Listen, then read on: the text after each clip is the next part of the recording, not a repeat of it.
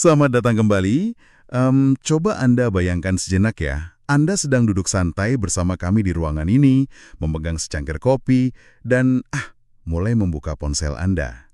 Ya, rutinitas pagi kita semua kan? Betul, Anda mulai menggulir lini masa media sosial. Dan dalam hitungan detik, Anda langsung dibombardir dengan taktik clickbait, drama antar pemengaruh yang kerasa banget direkayasa. Terus ada iklan-iklan viral yang memaksa Anda untuk terus menonton. Sangat melelahkan sebenarnya kalau dipikir-pikir. Sangat. Kita seringkali berpikir bahwa semua fondasi ekonomi perhatian ini atau attention economy adalah produk murni dari era digital. Sesuatu yang lahir di Silicon Valley lah. Tapi, bagaimana kalau saya beritahu Anda bahwa semua cetak biru manipulasi perhatian masa ini sebenarnya sudah diciptakan, diuji, dan disempurnakan pada abad ke-19? Oleh satu orang saja. Ya, oleh satu orang yang awalnya cuma bermodalkan nyali yang luar biasa besar, P.T. Barnum. Itu adalah titik awal yang sangat memancing rasa penasaran ya. Dan untuk pembahasan kita kali ini, sumber utama yang akan kita bedah sangatlah istimewa. Kita menggunakan autobiografi dari P.T. Barnum sendiri. Buku yang ditulisnya sendiri kan? Betul, sebuah buku yang terus ia perbarui hingga edisi tahun 1888. Fokus kita di sini bukan sekedar membacakan ulang rentetan sejarah dari buku tersebut. Tentu saja tidak. Misi utama kita adalah membedah secara mendalam psikologi di balik taktik pemasarannya yang sangat tidak lazim itu. Kita akan melihat bagaimana Barnum berhasil mengubah rasa ingin tahu manusia yang paling sederhana menjadi sebuah kekayaan yang luar biasa. Mengubah rasa penasaran jadi uang. Persis, kita akan menelusuri bukan hanya apa saja aksi gilanya, tapi yang jauh lebih penting, mengapa otak manusia begitu mudah terpancing oleh taktik-taktik tersebut. Oke, mari kita bedah ini. Dari catatan yang saya baca, sepertinya kita nggak bisa memahami siapa Barnum tanpa melihat masa kecilnya di pedesaan Connecticut. Iya, lahir tahun 1810. Benar. Dan ada satu cerita spesifik tentang tanah bernama Pulau Ivy. Bagaimana sebenarnya cerita ini membentuk dirinya? Pulau Ivy ini bisa dibilang kunci utama ya. Hal yang sangat menakjubkan di sini adalah bagaimana insiden ini menanamkan filosofi hidupnya. Jadi gini ceritanya. Sejak Barnum masih balita, kakeknya yang kebetulan sangat suka bercanda selalu mengumumkan kepada semua orang di desa bahwa Barnum kecil adalah anak terkaya di daerah tersebut. Cuma karena warisan tanah itu? Ya, kakeknya selalu menggembar-gemborkan bahwa dia sudah memberikan warisan sebuah properti seluas 5 hektar yang disebut Pulau Ivy atau Ivy Island. Berarti dia dicuci otaknya sejak kecil untuk merasa kaya dong? Benar sekali. Selama bertahun-tahun, Barnum hidup dalam gelembung ekspektasi ini. Imajinasi dan kebanggaannya dipupuk setiap hari. Bahkan tetangga-tetangganya ikut bermain dalam lelucon sang kakek. Mereka ikut-ikutan pura-pura? Ya, mereka pura-pura merasa segan, melarang anak-anak mereka bermain terlalu kasar dengan tuan tanal muda yang kaya raya ini. Ekspektasinya sudah mencapai puncaknya. Lalu kapan realitasnya akhirnya memukul dia? Saya membayangkan ada momen di mana dia akhirnya melihat tanah itu secara langsung. Momen itu terjadi pas dia berusia sekitar 10 atau 12 tahun. Dia akhirnya dapat izin untuk mengunjungi properti berharganya itu. Dia berangkat dengan penuh semangat bersama seorang pekerja pertanian. Namanya Edmund, kan? Betul, Edmund. Tapi perjalanan ke sana langsung berubah menjadi komedi yang tragis. Nggak ada jalan masuk yang layak. Barnum kecil harus mengarungi rawa-rawa yang basah dan bau. Astaga. Dia melompat dari satu gumpalan tanah ke gumpalan lain, terperosok ke dalam lumpur sampai sepinggang. Nggak cuma itu, dia diserang dan disengat oleh sekawanan lebah. Lebah bermoncong tajam kalau di bukunya. Iya, dan ketika dia akhirnya dengan susah payah sampai di seberang, apa yang dia temukan? Jangan bilang kalau tanah itu cuma... Tanah itu nggak lebih dari sekedar rawa tandus yang dipenuhi tanaman ivy kerdil yang sama sekali nggak ada harganya. Bener-bener nggak berharga. Nggak ada nilainya sama sekali. Dan untuk melengkapi penderitaan mental dan fisiknya hari itu, seekor ular hitam besar tiba-tiba merayap mendekatinya dari balik semak-semak. Bikin dia lari terbirit-birit. Menjerit ketakutan dan lari kembali melewati rawa berlumpur tadi. Tunggu. Jadi kakeknya pada dasarnya mendedikasikan bertahun-tahun hidupnya cuma untuk ngetrol cucunya sendiri secara epik. Iya, kurang lebih begitu. Itu luar biasa kejam, tapi juga brilian dalam cara yang aneh. Memang terdengar kejam. Tapi peristiwa Pulau Ivy ini adalah pelajaran psikologis pertamanya tentang konsep gembar-gembor atau hype. Sang kakek secara tidak langsung melakukan eksperimen psikologis padanya. Dia belajar sesuatu yang berharga dari situ. Sangat berharga. Dia belajar dari pengalaman pahit tersebut bahwa ada jurang yang sangat lebar antara ilusi yang diceritakan orang dan realitas fisik yang sebenarnya. Di rawa itulah dia menyadari satu kebenaran fundamental. Bahwa manusia bisa dikendalikan oleh cerita. Tepat. Manusia bisa sepenuhnya dikendalikan, diyakinkan, dan dibentuk persepsinya hanya oleh sebuah cerita yang diulang-ulang terlepas dari fakta aslinya. Gila! Jadi dia sadar, cerita itu jauh lebih kuat daripada kenyataan. Dan pelajaran ini langsung dia praktekkan pas dia mulai bekerja di toko desa kan? Di sana dia melihat langsung gimana orang-orang memanipulasi barang dagangan. Di toko desa itu, dia belajar tentang tipu muslihat perdagangan harian. Dia melihat pelanggan membawa gulungan kain usang untuk ditukar dengan barang, dan ketika gulungan itu dipotong, isinya cuma sampah. Sampah wol, kerikil, atau abu. Dia belajar membaca motif orang, dia bahkan mulai bereksperimen dengan sukses menjual tiket lotre. Ya, menggunakan taktik hadiah supaya barang rongsokan di tokonya laku. Tapi yang bikin saya paling tertawa saat membaca sumber kita adalah momen ketika dia masuk penjara. Kasus The Herald of Freedom. Benar. Dia menerbitkan koran itu, lalu terkena kasus pencemaran nama baik, dan dipenjara 60 hari. Normalnya, orang akan merasa hancur atau malu kan? Tapi apa yang dia lakukan? Dia mengubah sel penjaranya menjadi ruang kerja eksekutif. Dia terus menulis, menerima banyak tamu, dan pada dasarnya tetap mengendalikan narasinya dari balik jeruji besi. Dia nggak mau kalah? Sama sekali tidak. Dan bagian yang paling menakjubkan adalah hari di mana dia dibebaskan. Oh, tolong ceritakan detail pembebasannya. Ini benar-benar mendefinisikan siapa dia sebenarnya. Saat masa hukumannya selesai, Barnum tidak keluar dari penjara secara diam-diam. Dia telah mengatur sebuah parade kemenangan besar-besaran untuk dirinya sendiri. Begitu dia keluar, dia disambut oleh kereta kuda mewah yang ditarik oleh 6 ekor kuda. Ada 40 penunggang kuda yang bertindak sebagai pengawal pribadinya. Ada band musik yang memainkan lagu kebangsaan secara langsung. dan tembakan meriam. Ya, tembakan meriam. Dia merayakan pembebasannya seolah-olah dia adalah seorang jenderal yang baru pulang membawa kemenangan perang. Itu tingkat kepercayaan diri yang nggak masuk akal. Dia mengubah aib publik menjadi perayaan status sosial. Betul. Dan sepertinya, pemahaman bahwa publisitas adalah segalanya, ini yang mendorongnya melompat ke dunia hiburan sesungguhnya di tahun 1835.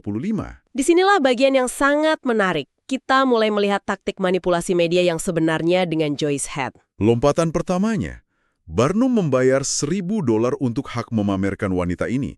Secara sensasional, dia diklaim berusia 161 tahun dan diiklankan sebagai mantan perawat yang merawat George Washington ketika masih bayi. $1.000 di tahun 1830-an itu jumlah yang masif. Tapi yang menarik bagi saya bukan klaim usianya, melainkan gimana Barnum mengeksekusi promosinya. Dia nggak cuma duduk diam menunggu orang datang. Jauh dari itu, Barnum mengerahkan seluruh instrumen media yang ada saat itu. Dia mencetak selebaran raksasa, memasang poster-poster yang mencolok. Dan ini yang paling jenius, dia secara aktif memicu perdebatan di berbagai surat kabar. Jadi, dia membiarkan orang berdebat. Dia tidak peduli apakah surat kabar itu menulis bahwa Joyce Hayes adalah keajaiban medis atau sebuah penipuan total. Barnum bahkan seringkali secara anonim menulis surat ke redaksi koran untuk menyerang keaslian pamerannya sendiri. Sebentar, biar saya luruskan. Dia sengaja menyerang produknya sendiri di media publik supaya orang-orang bertengkar tentang hal itu. Persis. Secara psikologis, perdebatan itu sendiri telah bertransformasi menjadi produk utamanya. Orang jadi penasaran. Sangat penasaran. Orang-orang membeli tiket bukan lagi sekedar untuk melihat Joyce Head. Mereka membayar biaya masuk untuk mendapatkan bukti agar bisa menang berdebat dengan tetanggan mereka. Barnum paham bahwa rasa penasaran yang dipicu oleh kontroversi jauh lebih mematikan daripada promosi positif yang membosankan. Itu mirip banget dengan konsep drama pemengaruh di media sosial saat ini. Sangat relevan. Mereka sengaja menciptakan konflik palsu atau beef di internet karena mereka tahu argumen di kolom komentar akan mendorong algoritma, mendatangkan lebih banyak penonton. Dan bicara soal konflik palsu, kisah tentang pesulap Italia, Signor Vivala, itu contoh sempurna lainnya. Signor Vivala ya. Dia adalah pesulap keseimbangan yang dipekerjakan Barnum. Penampilannya sebenarnya cukup mahir. Tapi Barnum mulai menyadari bahwa penjualannya lesu karena pertunjukan itu terlalu aman dan monoton. Kurang drama. Kurang drama, jadi Barnum menyusun sebuah skenario. Dia menyewa seorang pesulap saingan bernama Roberts. Tugas Roberts sangat sederhana. Dia duduk di bangku penonton sebagai penonton biasa. Lalu dia ngapain? Di tengah pertunjukan Vivala, Roberts mulai mendesis dan mencemooh Vivala dengan suara keras. Saya bisa membayangkan ketegangan di ruangan itu. Penonton pasti terkejut melihat ada orang yang berani mengacaukan pertunjukan. Lalu apa langkah Barnum selanjutnya? Barnum membiarkan ketegangan itu terbangun, lalu dia melangkah naik ke atas panggung dengan gaya yang sangat dramatis. Dia menantang pria di bangku penonton itu. Yang tentu saja adalah Roberts. Ya, dia menantang Roberts untuk membuktikan bahwa dia bisa melakukan trik yang lebih baik dengan taruhan sebesar $1.000. Taruhan palsu yang brilian. Publik menjadi sangat heboh. Pertunjukan sulap biasa tiba-tiba berubah menjadi pertarungan gengsi beresiko tinggi. Keesokan harinya, tiket terjual habis seketika karena seluruh kota ingin melihat kompetisi balas dendam tersebut. Dia memanipulasi kebutuhan emosional manusia akan narasi pahlawan melawan penjahat. Tapi, taktik bermain api dengan emosi massa ini kadang bisa jadi bumerang, kan? Sangat bisa. Ada satu insiden di mana Barnum hampir saja kehilangan nyawanya karena lelucon dari atasannya sendiri, Aaron Turner. Insiden Pendeta Avery. Insiden ini adalah titik balik filosofis yang sangat penting bagi Barnum. Saat itu, Barnum sedang melakukan tur bersama sirkus keliling milik Aaron Turner. Di suatu sore, Barnum sedang berjalan santai menyusuri jalanan kota mengenakan setelan jas hitam barunya yang rapi. Tanpa sepengetahuannya, Turner telah membisikkan sebuah rumor liar kepada kerumunan massa di kota itu. rumor yang sangat berbahaya. Sangat. Turner memberitahu mereka bahwa pria berjas hitam yang sedang berjalan itu bukanlah manajer sirkus, Melainkan Pendeta Avery. seorang buronan. Seorang tersangka pembunuh buronan yang kebetulan sedang menjadi berita hangat dan sangat dibenci secara nasional pada saat itu. Dan masa di abad ke-19 bukanlah kelompok orang yang sabar. Apa yang terjadi pas mereka mengepung Barnum? Suasananya langsung berubah menjadi teror murni. Ratusan orang yang marah mengepungnya. Mereka berteriak-teriak, menyiapkan tar panas dan bulu burung. Hukuman main hakim sendiri yang mengerikan. Sangat menyiksa dan memalukan pada masa itu. Mereka bahkan sudah membawa sebatang kayu panjang untuk mengaraknya. Barnum yang kebingungan harus memohon-mohon dan berteriak meyakinkan mereka bahwa dia hanyalah staf sirkus. Nyawanya benar-benar di ujung tanduk. Betul, sampai akhirnya Aaron Turner melangkah keluar dari kerumunan, tertawa dan mengakui bahwa itu semua hanya lelucon. Saya pasti akan langsung mengundurkan diri dan menuntut orang itu. Barnum pasti sangat murka. Barnum memang meledak dalam kemarahan. Tapi jika kita hubungkan ini dengan gambaran besarnya, disinilah letak pelajaran berharganya. Ketika Barnum memaki Turner, Turner dengan sangat tenang menjelaskan alasan dibalik kegilaan tersebut. Apa alasannya? Turner berkata, yang kita butuhkan untuk sukses hanyalah ketenaran, notoriety. Turner sangat paham bahwa keesokan harinya, seluruh penduduk kota dari ujung ke ujung hanya akan membicarakan satu hal. Lelucon gila itu. Ya, lelucon gila di mana manajer sirkus hampir dibunuh oleh massa. Dan tebak apa yang terjadi keesokan malamnya? Biar saya tebak. Tenda sirkusnya penuh sesak sampai nggak ada ruang tersisa. Tepat, kapasitasnya meluap.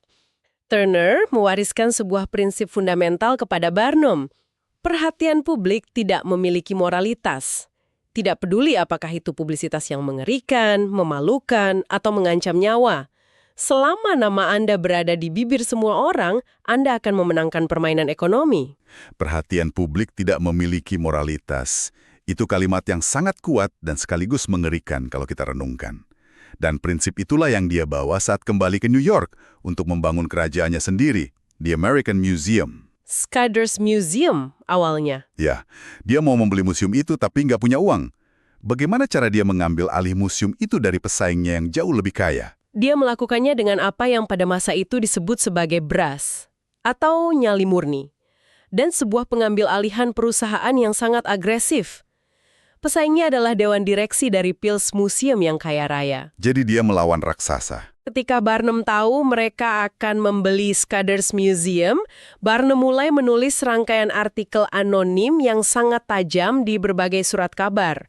Dia menyerang manajemen Peale's Museum, mempertanyakan kondisi keuangan mereka, dan menghancurkan kredibilitas mereka di mata publik. Manipulasi pasar saham pada dasarnya. Akibat kampanye hitam di media ini, saham Peale's Museum anjlok.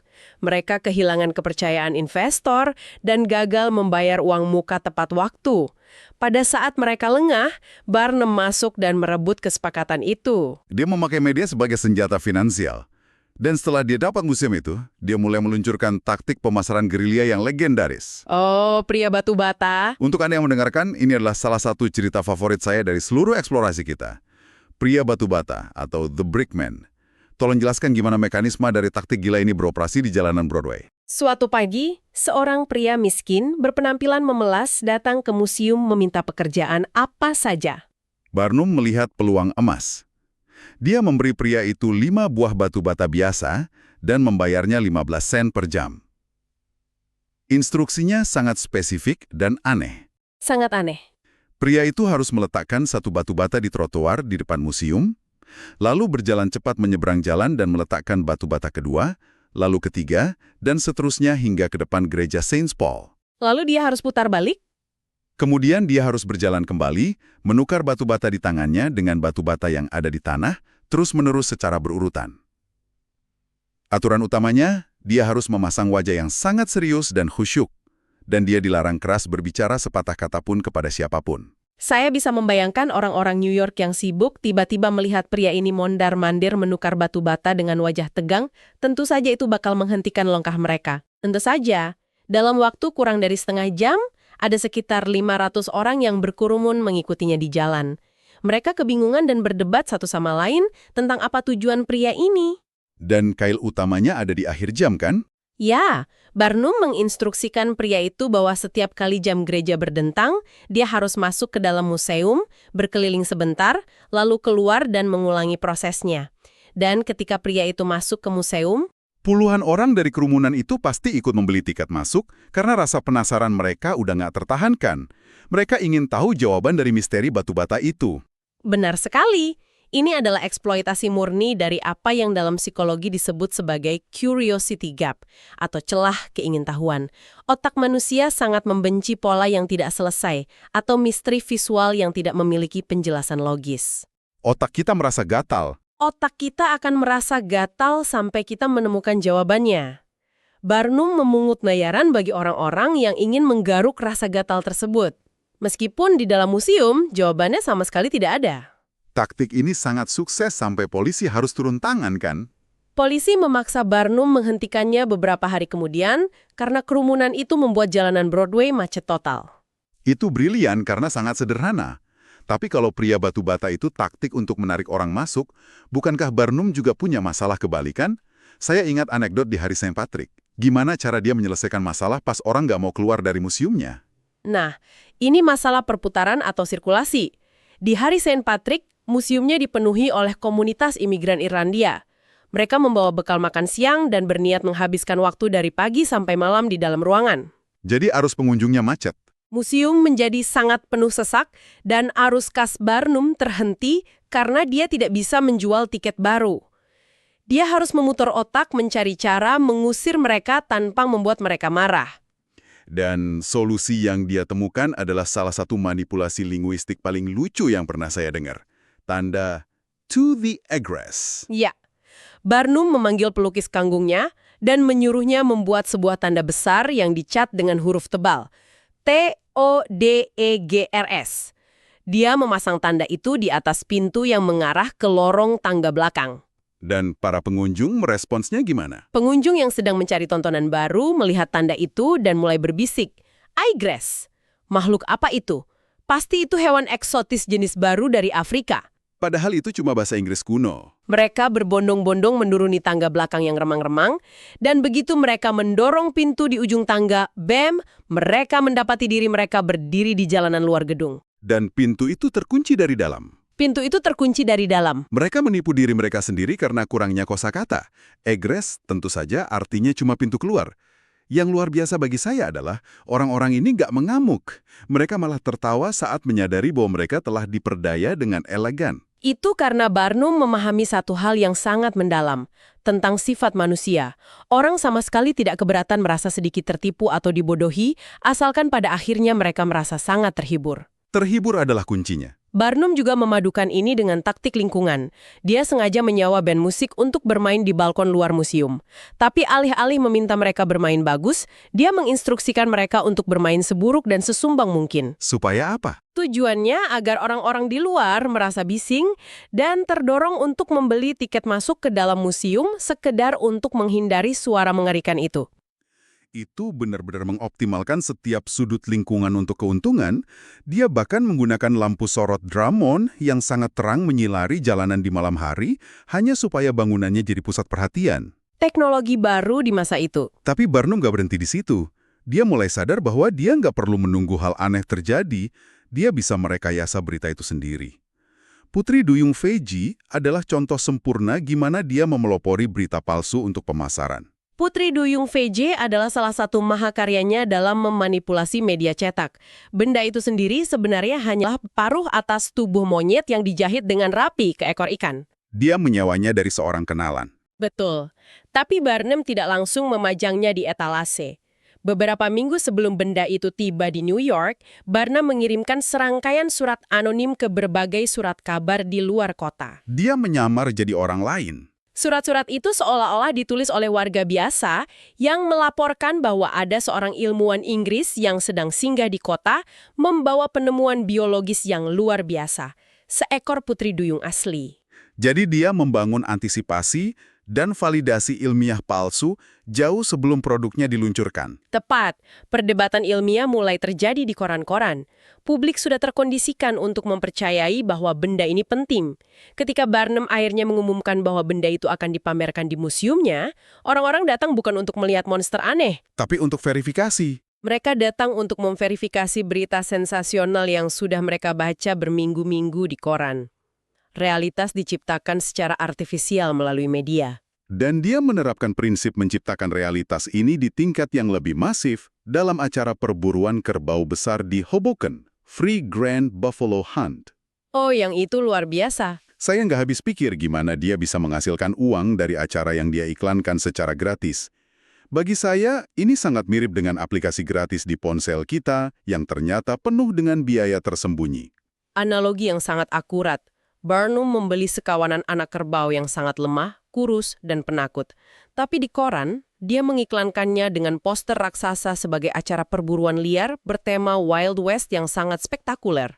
Dan tiket masuknya gratis. Tiket masuknya gratis. Tentu saja, puluhan ribu orang tertarik. Acara itu sendiri sangat konyol. Kerbau-kerbau malang itu bahkan tidak mau berlari-berlarian sampai penonton bersorak dan menakut-nakuti mereka. Penonton sebenarnya cukup kecewa dengan tontonannya.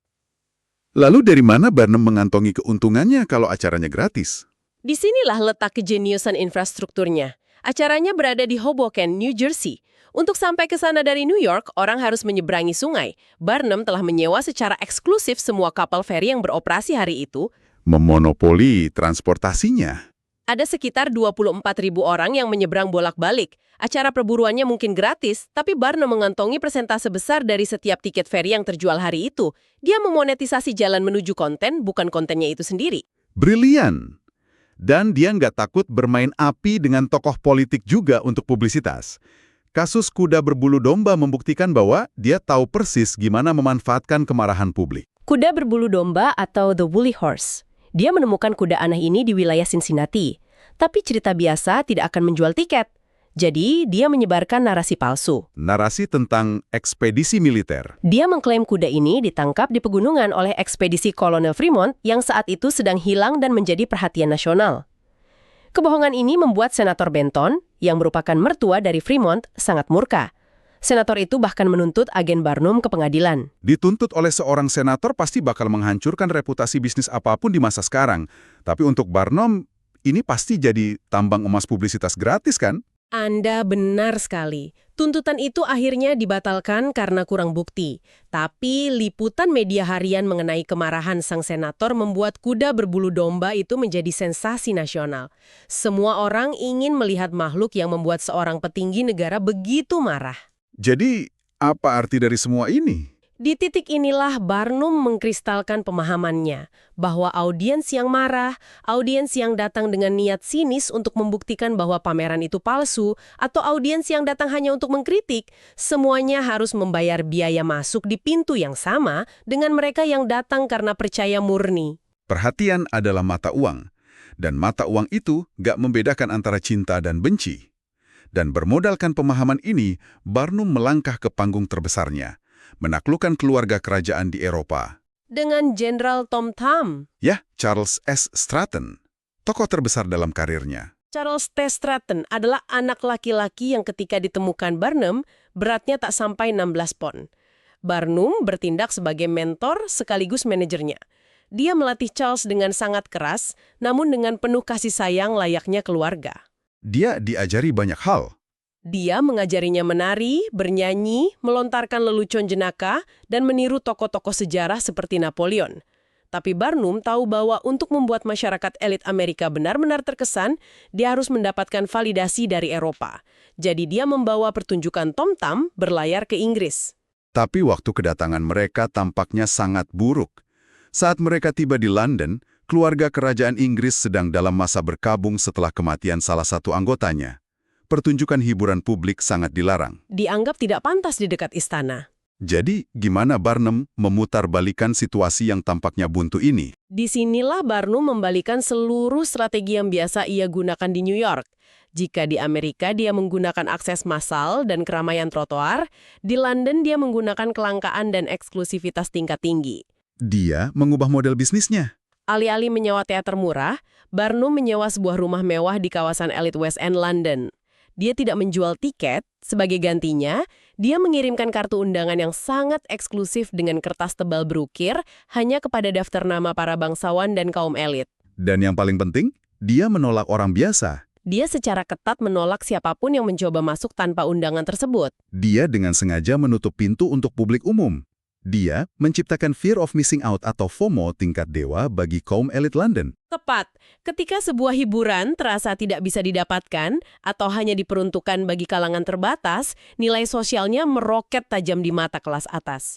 Berita tentang jenderal kecil Amerika yang sangat eksklusif ini menyebar bagai api di kalangan elit. Sampai akhirnya menembus istana. Taktik kelangkaan ini begitu sukses. Melalui bantuan Menteri Amerika Serikat, Barnum dan Tom Thumb secara resmi diundang untuk tampil di hadapan Ratu Victoria di Istana Buckingham. Dan momen pertemuan di Istana Buckingham ini adalah adegan yang sangat lucu. Tolong ceritakan detail saat mereka harus keluar dari ruangan ratu. Ini adalah perpaduan antara etiket kerajaan yang kaku dan komedi fisik. Aturan ketat di istana menetapkan bahwa seseorang tidak boleh membelakangi ratu saat keluar dari ruangan. Anda harus berjalan mundur. Luas. Barnum melangkah mundur dengan langkah normal orang dewasa. Sementara itu, Tom Thumb, yang kakinya sangat kecil, harus berlari-lari kecil dengan susah payah ke arah belakang untuk mencoba mengimbangi kecepatan mundur Barnum. Saya udah bisa membayangkan betapa anehnya pemandangan itu. Dan kemudian ada insiden anjing pudel itu kan? Ya, di tengah-tengah prosesi mundur yang canggung itu, salah satu anjing pudel peliharaan Ratu Victoria tiba-tiba merasa terganggu. Anjing itu mulai menyala keras dan langsung menyerang Tom Thumb. Dan Tom Thumb melawan balik. Alih-alih panik atau menangis, Tom Thumb dengan sangat berani mencabut tongkat kecilnya yang elegan. Dia mulai melawan anjing pudel itu dengan gaya anggar bergaya teatrikal.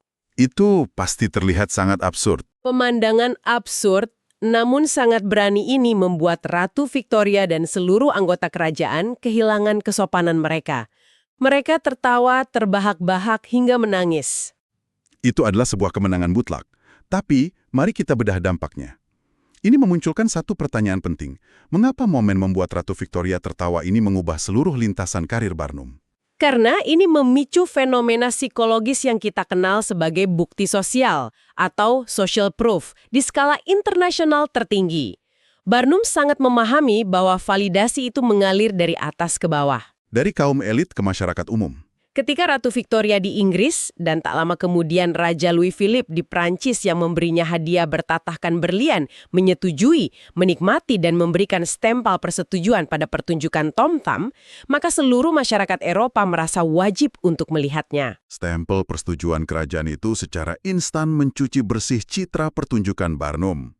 Sesuatu yang awalnya mungkin dipandang sebelah mata sebagai tontonan aneh pinggir jalan, tiba-tiba bertransformasi menjadi acara budaya tingkat tinggi. Acara yang wajib dihadiri oleh siapapun yang menganggap diri mereka berpendidikan.